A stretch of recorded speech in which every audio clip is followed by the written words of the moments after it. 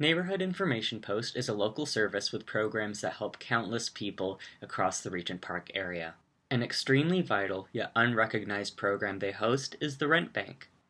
I'm Nate Garari, and recently I spoke with Maja Bryon, one of the heads of the Regent Park division of the Rent Bank, to discuss the application process, what the Rent Bank provides to people in need, and how it currently functions during a pandemic. My name is Maja Bryon, and I work for the Neighbourhood Information Post, which is a nonprofit agency, which is situated in downtown East Core, right at the Gerrard and Parliament. So one of the programs that the agency offers is a Toronto Rent Bank program. I'm the coordinator of the Toronto Rent Bank program for the past 10 years. And prior to that, I've been doing intakes for the Rent Bank program. So all in total, I've been working with the Rent Bank for the past 15 years. So how long has the Rent Bank program for Toronto existed? It existed, I believe the pilot project was back in 1999. 1999, wow. Yes, 1999. So it's been over 20 years. I think that's when it started with the limited funding and had different eligibility criteria, I think due to lack of or limited funding.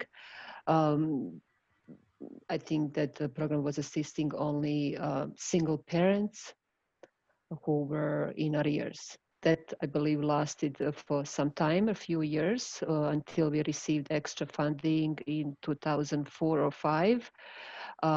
We expanded the eligibility criteria, and the program is assisting all tenants, low-income tenants in the city of Toronto, regardless of their household composition, whether seniors, individuals, families, single parents. So we do assist everyone. Wow, that's some awesome intro as to, what the Rent Bank does for people in Toronto. So something that when I was researching, this is such a great service. Why do you think it's not more well known? Because I feel like it's not as talked about as it could be. That's true. It's hard. We've done a quite substantial amount of outreach for a number of years, getting help from the government, MP's offices, even TDSB, legal clinics, food banks, just going door to door, doing outreach, leaving the flyers even on the bus stops in the past where it was allowed, churches, community organizations. But it seems like that there is a quite number of residents of the city of Toronto that are still not aware of the service. We do get a lot of help from the LTB, Landlord and Tenant Board. We get the referrals from them as well. But it seems like the clients are finding out about our service when they get to that point, a point of in the process of being evicted, right? Right. Which should really happen at the earliest stage. We are also doing outreach with the landlords. We do have developed network. We have developed a relationship with certain landlords that they're mostly big corporations. We deal with them on a daily basis. They know about the program. Sometimes they would be the ones, they would be the source of referral to their tenants. But not every landlord is forthcoming and not really willing to provide information before it gets to the second stage of arrears, which is we call it L1. It's an application filed in court at LTB, where the clients are really legally getting evicted. They're at the eviction stage. So you mentioned a referral. Do you need a referral to apply to the Rent Bank? How does someone apply? No, there is no need for referral. During the COVID time, during this pandemic, we've received the assistance from the City of Toronto, and we have created a temporary call center, which is one general line. And that one is 416-397-RENT. So they are getting all calls and doing pre-screening, and then the calls are dispatched to the intake workers. Prior to the pandemic, we were getting each housing help center covers certain catchment area, has a catchment area and covers certain area in the city of Toronto. So there's 7 housing help centers that they're working together with Neighbourhood Information Post, and each office is getting the calls directly, we would say, from the clients, right? So the clients, whether they're walking into the housing help center, getting the, asking for help, or they may be acquiring some other type of services and finding out about the rent bank. So just to mention that Neighborhood Information Post is the head office. It's a lead agency, and it's also an intake office. So we have intake worker on site, but then we also issue all the payments. All the payments are processed at Neighborhood Information Post. And we are affiliated with 7 other housing help centers in the city, as I mentioned. So we do have offices throughout the city, which makes it more convenient for clients to access the service. We have an office in North Etobicoke, South Etobicoke, North York, which is at Jane and Wilson. We have an office at Rogers Road and Keele, which is Unison. So Gerrard and Parliament would be Neighbourhood Information Post. We have an office at Greenwood and Danforth. That's the East York Housing Help Center. We have an office at Lawrence and Midland, which is Scarborough office, the Housing Help Center. So yes, we do have offices throughout the city. And then, well, during this time, as I mentioned, there's that main line. So it kind of makes it more convenient for clients. They don't have to look up anywhere and look where to go, because most of the offices are closed for the rent bank service. But I mean, we are operating remotely since mid of March.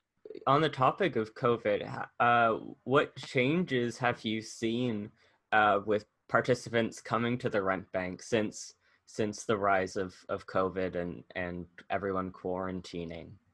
So as I mentioned earlier, so what we're doing, we are providing interest-free loan for the low-income tenants. Low-income tenants have always had their own challenges, especially when it comes to finances, and especially putting that another something like a pandemic definitely made it more difficult, whether, with the I mean, considering that made it difficult for the whole globe.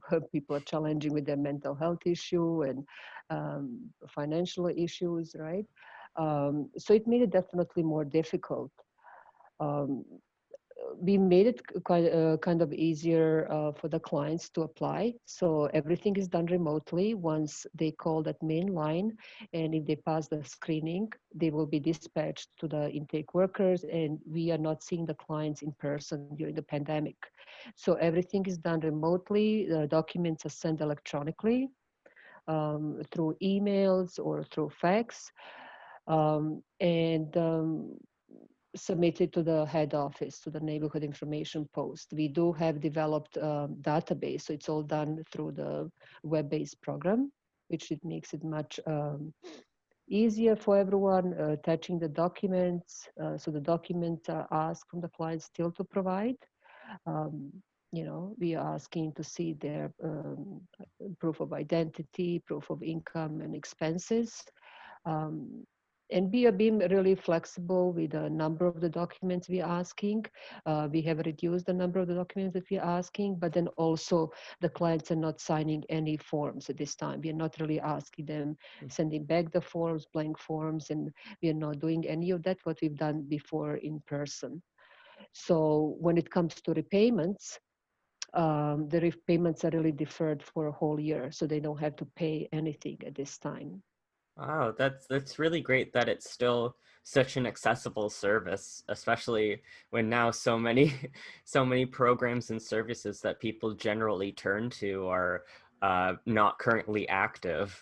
Yes, and our repayments are very low. I mean, they're $25 a month. But as I said, mentioned that the clients who have applied since pandemic started mid of March, we are not asking them to start paying back for now. But for clients who have applied in the past, prior to March, of 2020, they're paying back the minimum, which is $25 a month. Of course, the clients who can afford more, they can pay more.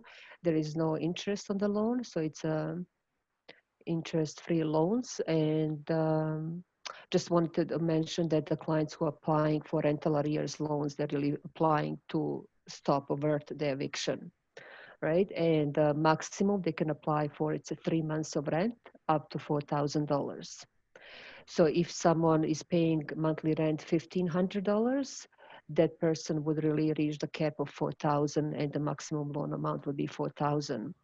Someone who pays rent, for example, $1,000 a month, that person, individual, could apply for 3 months of rent in full, which would be $3,000. We also help out with the first and last month rent. So for the clients who really wish, decide to move into more affordable or more suitable units, we also provide interest-free loan for the first and last month rent. So we're really giving money for the first and last month rent, so that a type of loan is a little bit different than a rental arrears loan. But other than that, the qualification and the documents and eligibility remains the same.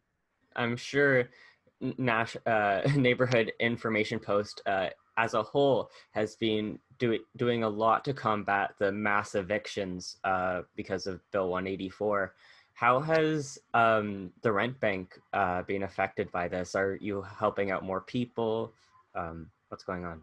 So since pandemic started, we have seen increase in number of applications. But I've heard that from the past Monday, which is August 17th, that the evictions have, the LTB has opened. I mean, I think the hearings are virtual, but the evictions for rental arrears have started. I believe before this time, I believe from July, LTB was open only for certain certain issues with the landlords, like disagreements, and but not really for rental arrears. So it's been really since the beginning of this week that the LTB has reopened for the evictions. So we'll see how is this going to affect.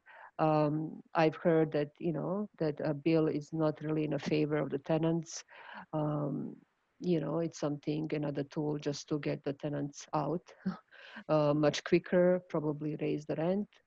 Um, we know what's happening. The rent is really unaffordable in this city, but we'll see what happens in the near future.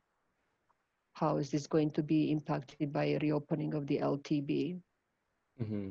And hopefully a lot of people will find places like the rent bank and be able to get the assistance that they need. Moving back a bit, just I wanted to note, you mentioned that you got government funding. Who else funds the rent bank? A rent bank is primarily funded by the municipal government, City of Toronto. I believe that we get some small funding from the province and federal government, very small parts. But mostly it's funded by the City of Toronto, and we have received an extra $2 million during the pandemic to assist those who have been affected by COVID-19. So we have received extra funding to help out. That's great to hear. Moving a bit in the future, things are constantly changing, especially with the rent market in Toronto. I'm curious, what do you think the rent bank will look like a year from now or 5 years from now? Do you think there will be different services added on? Do you think you'll continue the pandemic route of mostly working virtually?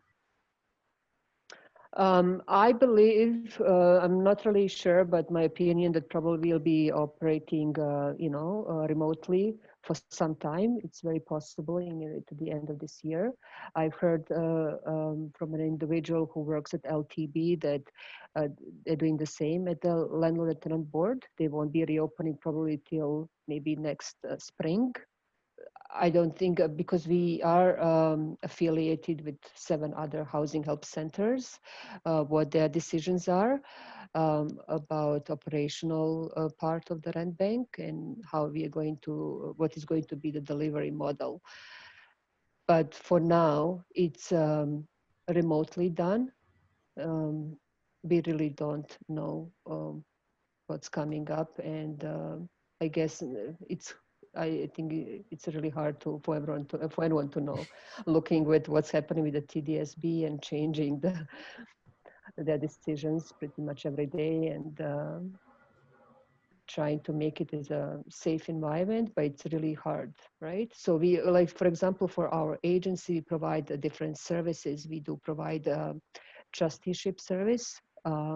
We have a few trusteeship workers who are dealing with very vulnerable population, um, mostly people on disability with addiction issues, or they have, whether they're staying in the shelters. Some of them are, of course, housed. But for example, if we were to reopen at this point and happens that someone tests positive, um, how is going to impact the most vulnerable ones, right? Um, we do have to plan ahead, bottom line, the safe reopening, making sure that, that we have certain procedures in place, what happens if we reopen and, the numbers surge, and how is this going to impact those who are the most vulnerable. And as I said, certain services in our agency, um, they deal with more vulnerable population than what we deal with the rent bank program, right? Mm-hmm. Like our clients are housed. If they're not housed, they're applying for the first and last month rent, and really we are helping them get housed, right? Mm-hmm. So the purpose of the rent bank program is really to prevent eviction, right? And prevent homelessness. That's a mission of the program, to prevent the homelessness. And we do provide information and referral, in the process where the client's applying, deal with our intake workers. They're doing everything possible, whether it's providing information referral, they're providing short-term counseling and mediation with the landlords, all in an effort to help people maintain their housing and improve their housing stability. Do you have an estimate as to how many people currently use the rent bank? We would say maybe an average, I would say 100 granted applications a month. Wow. There are a lot of people, they do call. We do have eligibility criteria. So the clients who are paying subsidized rent do not qualify. So the clients have to be paying market rent. They have to have a legal status in Canada to qualify, meaning Canadian citizen, permanent resident, refugee claimant, anyone with a work permit qualifies. Clients who are in Canada on humanitarian and compassionate grounds also qualify. So that's concerning the legal status in Canada. So they have to be paying market rent, as I mentioned. They have to be considered low income. We do go by the official household income limits, which really it's this the stats, the numbers that are set by the province to determine who is considered low income. Um, then clients have to be residing in the city of Toronto. The clients who are applying for the first and last month rent, the new unit has to be in the city of Toronto, but they could be coming from outside anywhere as long as the new unit is within the city of Toronto. They have to be covered under the certain current Residential Tenancy Act, meaning they really not supposed to be sharing kitchen or bathroom with their landlords. Um, and we don't see a lot of clients from Regent Park really applying. I Mm-hmm. think maybe something to do with quite a number of buildings belonging to community housing. Right. But just to know, the clients who are in community housing and paying market rent or in affordable housing still qualify. Mm-hmm. it's only the clients who are paying RGI or subsidized rent. They would have to turn to their landlords and try to, maybe arrange a viable repayment plan, um, and see how they can repay it back. When you do have people in the Regent Park community applying, are they more often people who are coming into the community and trying to find a place, or people who are trying to stay in that community, or people who are trying to leave it? Mm-hmm. I would say 50-50. I think with the rise of the condos, we've had some people applying, also people who are paying affordable rent with community housing. They ask for the help with the first and last month rent. Also, people who are in condos, they have applied. Um, Mostly, I would say other buildings like 220 Oak Street, we see clients also coming, applying for rental arrears. There are some other landlords that are involved in a community, in the Regent Park. They're not only community housing owned buildings. We've dealt with them. And what we've seen really that when someone is applying for the first and last month rent, the prices are extremely high. Well, thank you so much. That's about all the questions I have. You've really taught me so much about what the rent bank does, Maja. So thank you so much for that. No problem. It's my pleasure. And if you can, just please help us spread the word around. Of course, yeah. I think I know so many people that definitely have needed this resource in the past and just not been aware of it. Mm-hmm. Um, and I know Neighborhood Information Post does everything they can to, spread the word and really help out the community and other communities all across Toronto. So this is another great resource that they provide. Yes. All right. And Well, thank you for reaching out. That's great. And we'll work. Hopefully, we'll see each other again. thanks again to Maja and those at Neighborhood Information Post and the Rent Bank for assisting so many people across Toronto. I'm Nate Garari, and I'll see you next time. Remember to like, comment, and share this video. Be sure to follow us on all our social media platforms. For more information, please check out our website.